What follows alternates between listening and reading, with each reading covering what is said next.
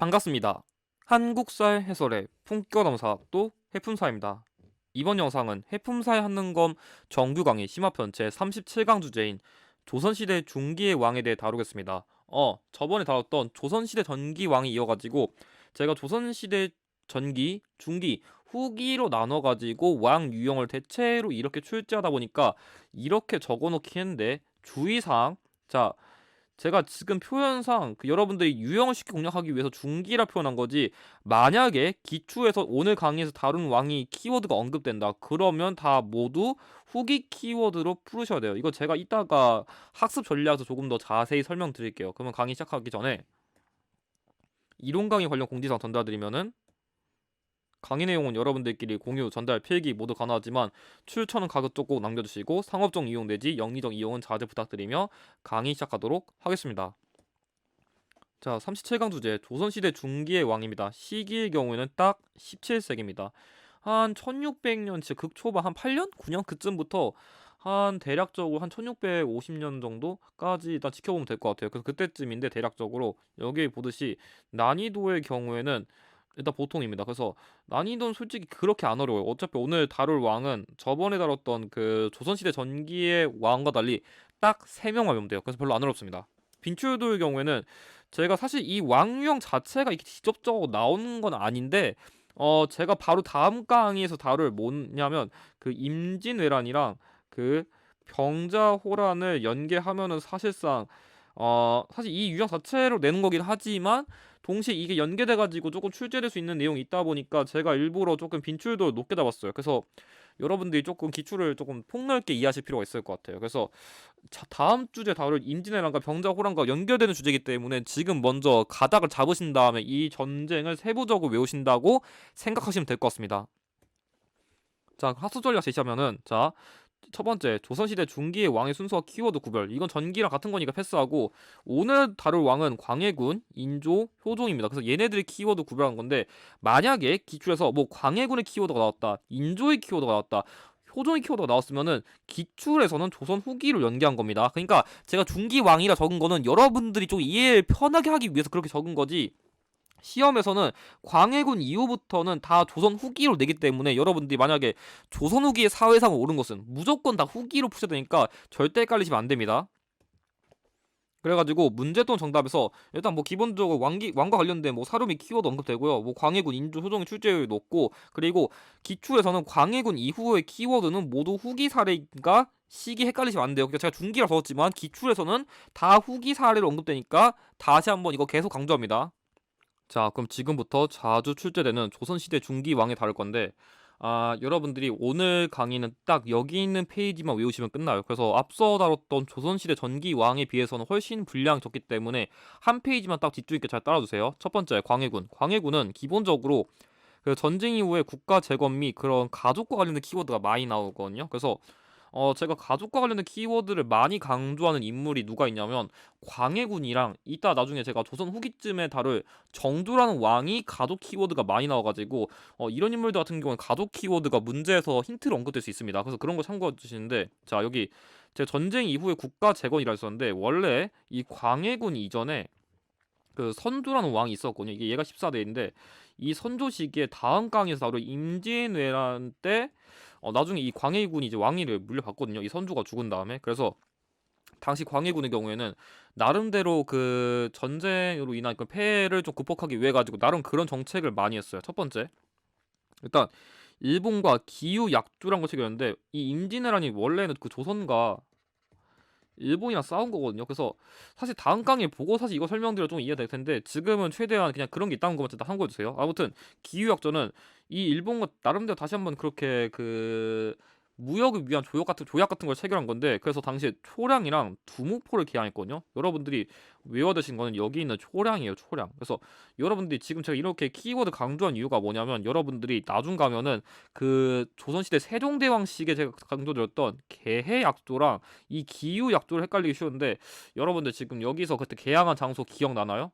아마 대부분 안 날 것 같아서 다시 설명드리면, 자, 그때 제가 설명드린 게 뭐냐면 연포, 제포, 그리고 부산포를 강조했는데, 제가 지금 이거 다시 쓰는 이유가 뭐냐면, 자, 여기 연포랑 제포 그리고 이 초량이 좀 외워두셔야 되는 키워드인데, 왜냐하면 제가 한 2강 내지 한 3강 뒤쯤에 제가 조선시대 후기의 사회상을 다룰 건데, 기초에서 만약에 조선시대 후기의 사회상을 내면은 이 연포라던가 제포를 개항했다는 게 오답 키워드로 나와요. 그러니까 만약 조선시대 후기를 냈으면은 초량외관을 개항했다, 이게 정답 키워드인데, 이 연포 및 제포를 개항했던 거는 조선시대 세종시기니까 전기랑 관련된 키워드라서 오류예요. 그래서 제가 후기랑 관련된 건 광해군 이유라고 했죠. 그래서 광해군은 후기니까 그때 초량외가 그 개항했다, 그 후기상은 맞는데 이거는 오답으로 나와요. 그래서 이건 제가 나중에 조선시대 후기 사회상을 다시 한번 설명드릴 거니까 지금은 그냥 그런 게 있다는 것만 알아두세요. 그 다음 대동법이란 제도 시행인데, 이 대동법이란 거는 좀 지금은 그냥 간단히 설명드리면은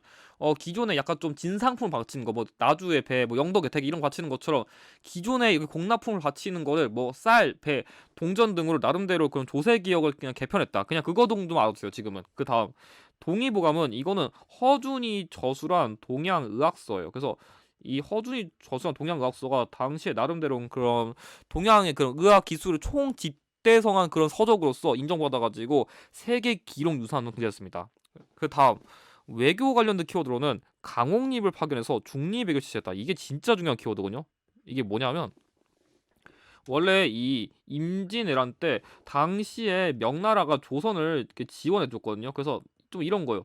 야, 근데 이 명나라도 당시에 조선에게 너무 많이 지원해줘가지고 얘가 엄청나게 쇠퇴했거든요. 그래서 당시에 이 중국에서는 이 명나라가 점점 쇠퇴하고 그런 청나라라는 또 새로운 유목민족 국가가 이제 점점 들어왔어요. 원래는 청나라가 아니라 정확하게 후금인데 당시에는. 그래서 그 후금 세력이 점차 이 명나라를 조금 그게 좀 몰아내고 자신들이 여기 좀 중국의 그런 조금 주역이 되기 위해 가지고 당시에 이 청나라랑 명나라랑 맞짱을 뜬 전투가 있는데, 그게 바로 사르 전투라는 거거든요. 여기 사르라는 지역에서 이 명나라랑 청나라 싸운 건데, 약간 이 조정이 이런 거예요. 어떤 거냐면, 야, 그래도 명나라 우리 임진왜란 때 도와줬었는데, 야, 우리 빨리 도와주러 가야지. 안 도와주고 뭐해? 은혜를 안 갚으실 거예요? 우리 사대주의 왕들인데. 이러면서 이 사대주의를 하면서 명나라 도와준 입장과, 야, 쟤 도와줬다가 이제 얘 고노 무너질 것 같은데, 그 청나라가 야, 니네 뭐하냐 하면서 나중에 우리 때리러 오면 어떻게 할 거냐면서 조금 우려한 게 있었거든요. 그래서 당시 이 광해군의 경우에는 고민을 오지게 하는 거예요.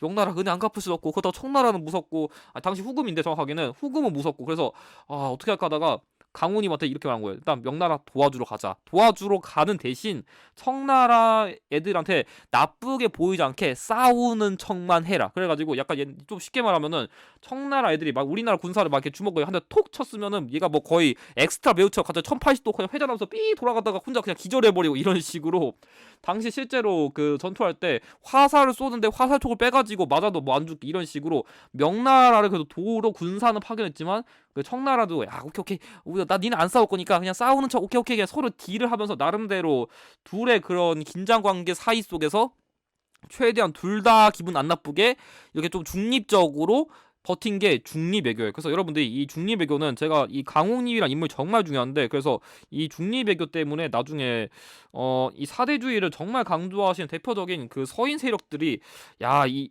광해군은 진짜 은혜도 모르는 나쁜 놈 이러면서 좀 쫓아내는 원인도 됐습니다. 자, 그 다음 가독. 제가 가독 키워드가 중요하다 했었는데, 이건 조금 스토리텔링 설명드리면은, 원래 그 광해군 이전에 선조가 얘가 나중에 약간 좀 노망이 들어가지고, 야, 내가 정치가 너무 안 되는 것 같은데, 내가 예전에 그 아내가 죽어가지고 내 곁에 아무도 없어가지고 내가 이렇게 못한 건가? 그래서 새로 아내를 드는데 그 아내가 임목대비거든요. 근데 이 임목대비가 원래는 광해군보다 나이가 9살 어려요. 그러니까 사실 광해군보다 동생인데 자신 아빠랑 다시 한번 결혼해가지고 얘가, 야, 나 그래도 엄마니까 엄마 불러 하니까 광해군이 이 나이도 어린 자식이 이렇게 하는데 일단 오케이는 했거든요. 근데 이 선두랑 나중에 임목대비랑 조금 이렇게 또 러블러브 하다가 나중에 아들을 낳았거든요. 사실 근데 광해군의 경우엔 당시 임진왜란 이후에 나름대로 그때도 이게 전쟁터 다 돌아다니면서 괜찮을 겁니다 이러면서 나름대로 그 사람들도 포섭하고 이렇게 열심히 국가 재건을 위해서 열심히 나름 세자 시절부터 열심히 활동했었는데, 얘가 나중에 그 아들을 낳았는데 그 아들이 여기는 영창대군이거든요. 그래서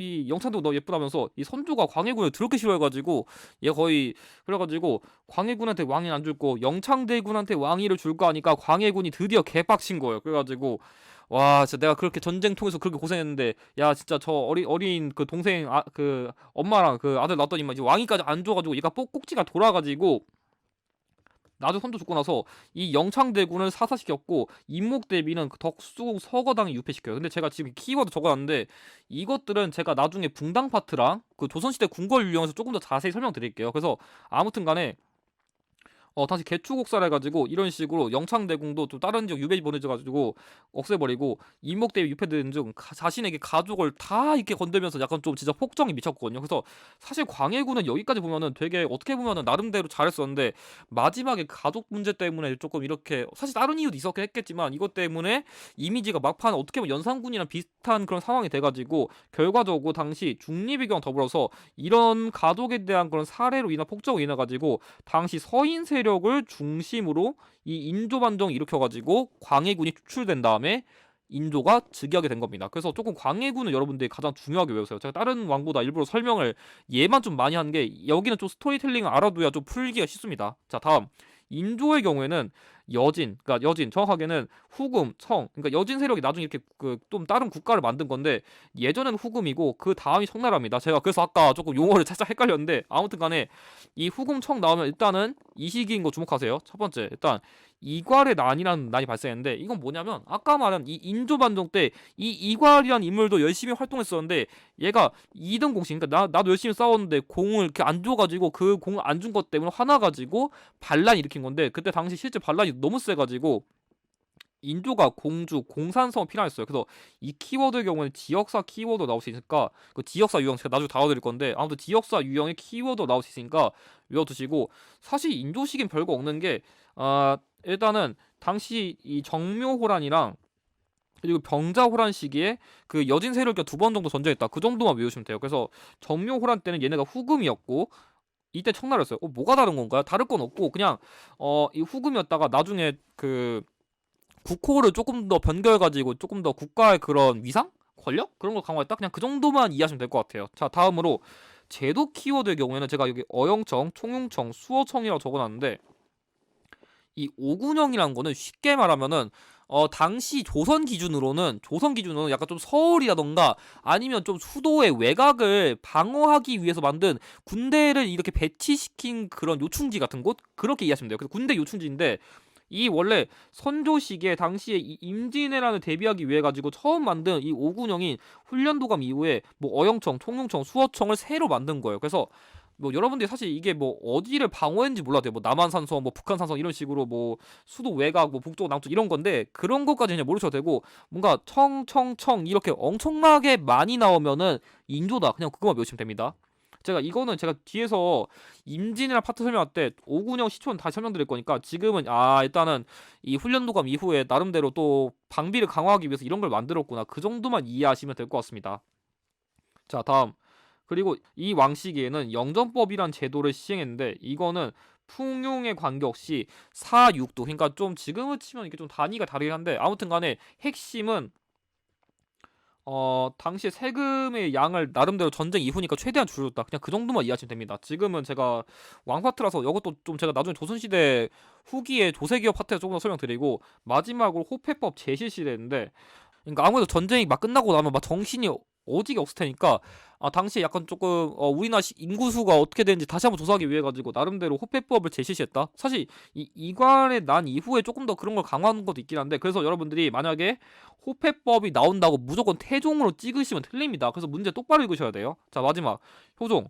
효종의 경우에는 그 반대로 청나라에 대한 복수와 관련된 키워드가 많은데 사실 제가 이 효종 같은 경우에 다른 말로 복림대군이라고 나올 수도 있거든요. 사실 이 인조의 대표적인 두 아들로서 당시에 그 소현세자랑 그 복림대군이라 있거든요. 근데 원래는 이 소현세자가 첫째다 보니까 원래는 얘가 원래 왕위를 물려받아야 되는데 사실 이 두 인물이 제가 다음 강에 다시 한번 설명드리긴 할 거지만 원래 그 병자호란 때 이 조선이 지면서 나름대로 그 군신 관계를 맺고 얘네들이 원래는 청나라 인질로 한 몇 년간 끌려갔었거든요. 근데 나중에 한 9년 뒤쯤에 귀국했었는데 이 소현세자가 좀 어땠었냐면 아빠 제가 그래도 청나라 잡혀가게 했었는데 여기 보니까 문물도 많고 막 서양식 근대 막 이런 진짜 훌륭한 것도 많이 들어와가지고 마치 보따리 따면서 이렇게 얘기하다 보니까 이 인조가 빡쳐가지고 뭐냐면 원래 인조가 당시 그때 병자로 한 이후에 그 청나라 황제가 머리 엄청나게 굽신굽신거렸거든요. 근데 야, 니 자식은 내가 전하라 황제한테 머리를 그렇게 싸맸는데 니는 거기 가가지고 뭐 해외여행 가서 뭐 선물 가져온 것도 아니면서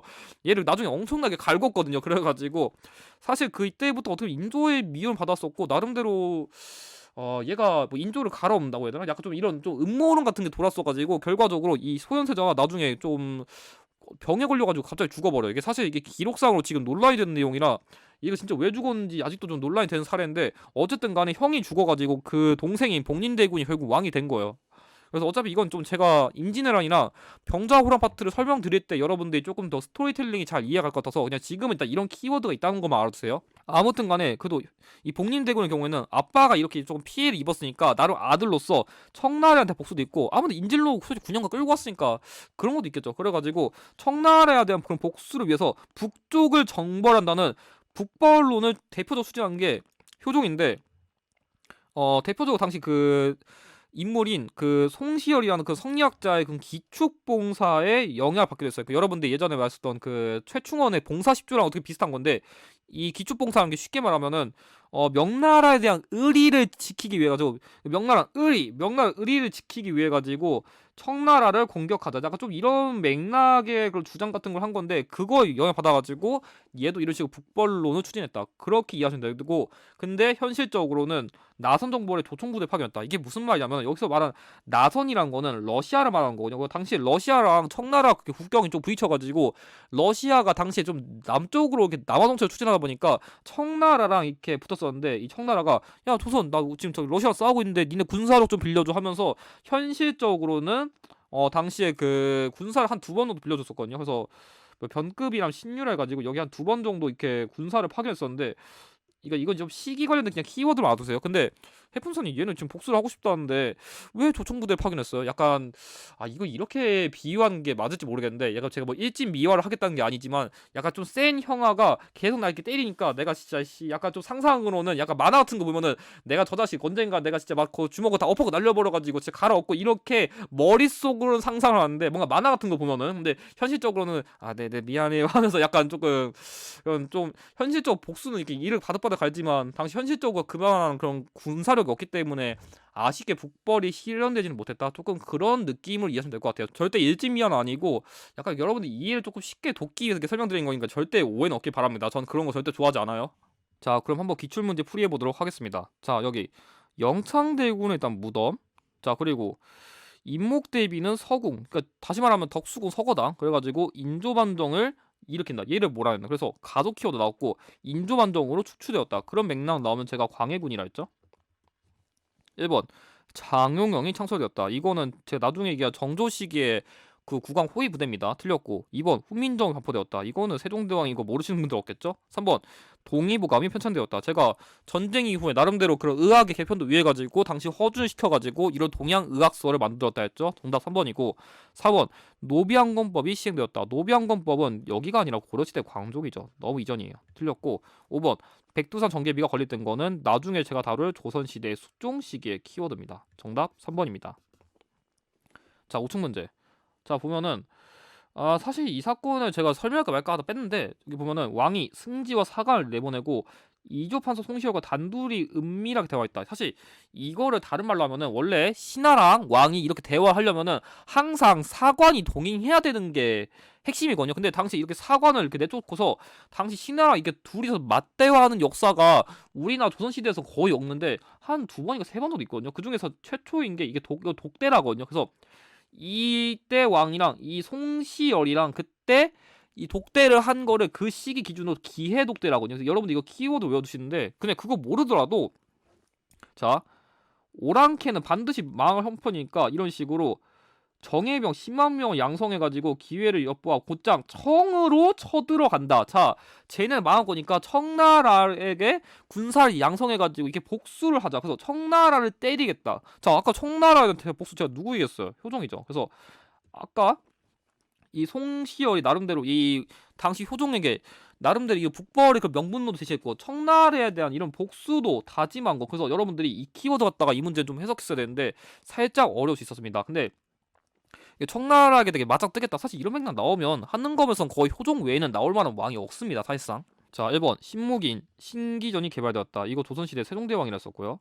2번 나선정벌에 조총부대가 파견되었다. 자, 제가 그래가지고 동원되었다죠. 아무튼 제가 현실적으로 제 복수하고 싶다고 이를 바득바득 하지만 센 형한테 깝치지 못해가지고 결국 군사를 현실적으로 빌려준 안타까운 왕이라고 한 게 효종이라 했죠. 정답 2번이고 3번 국왕 친위부대인 장용을 소집했다. 제가 정조라 했죠. 틀렸고 4번 최무선의 건의로 하통도감 설치된 거는 이건 제가 고려시대 우왕시기에 발생한 진포대첩이랑 관련된 키워드라 했습니다. 틀렸고 5번 명예요청으로 강홍립의 부대가 파병되었다. 자, 명나라 지금 청나라 시기 안 맞습니다. 그래서 강홍립이 파견된 건 제가 아까 광해군과 관련된 키워드라 했습니다. 정답 2번입니다.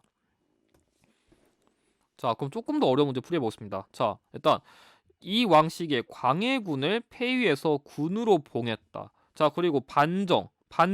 우리나라 역사에서 반정은 딱 조선시대 기준 두 개입니다. 중종반정 그리고 인조반정인데, 자, 광해군을 폐했고 영창대군의 관직을 포기했다. 그래서 반정 나왔고 광해군, 영창대군 이거 언급되면은 당연히 광해군 이후의 왕이니까 인조죠. 그래서 여러분들이 이런 식으로 제가 방금 강조한 키워드 이렇게 좀 읽는 맥락을 훈련하셔야 됩니다. 자, 1번 이시에 나는 진압하고 유양술 폐지했다. 제가 이거는 조선시대 세조라 했습니다. 틀렸죠? 2번 문신의 재교육을 위한 초계문 신제를 실시한 거는 정조예요. 이거는 정조도 솔직히 거의 세종대학급으로 공부를 열심히 하신 왕이라 관리들을 계속 재교육을 많이 시켰다 그런 제도고요. 아무튼 아니에요. 3번 총용청과 수어청을 설치하여 도성을 방비했다. 자, 그래가지고 나름대로 전쟁에 대한 대비를 위해 가지고 이런 식으로 오구 운영을 천천히 이렇게 좀 계속 쌓아올린 왕이 인조시기라 했죠. 정답 3번이고 4번 정제상정소를 설립하여 그 전분 6등법 제정했다. 이거 조금 여러분들이 어려운 키워드 좀 까먹을 수 있는데 제가 말한 이건 세종시기의 공법과 관련된 키워드입니다. 틀렸고 5번 변급 신료 등을 파견하여 나선 정보를 단행했다. 그래서 이 변급 신료라는 인물은 쉽게 말하면 인물이에요. 그래서 인물로 외워두시면 됩니다. 그래서 어쨌든 나선 정보를 제가 아까 효종시기 키워드를 했죠. 정답 3번입니다. 자, 그럼 이것으로 37강 강의 마치도록 하겠습니다. 이번 강의에서 활용된 기출의 추천은 다음과 같습니다. 그럼 강의 보시나 수고하셨고, 바로 다음 강에서 여러분들에게 임진왜란이랑 병자호란 강의를 통해 가지고 여기 스토리텔링에 조금 더 세부적인 내용을 조금 더 집중 있게 보충드릴 수 있도록 하겠습니다. 그럼 영상 보시는 다시 한번 수고하셨고, 영상의 내용이 도움이 되셨다면 좋아요와 구독을 부탁드립니다. 감사합니다.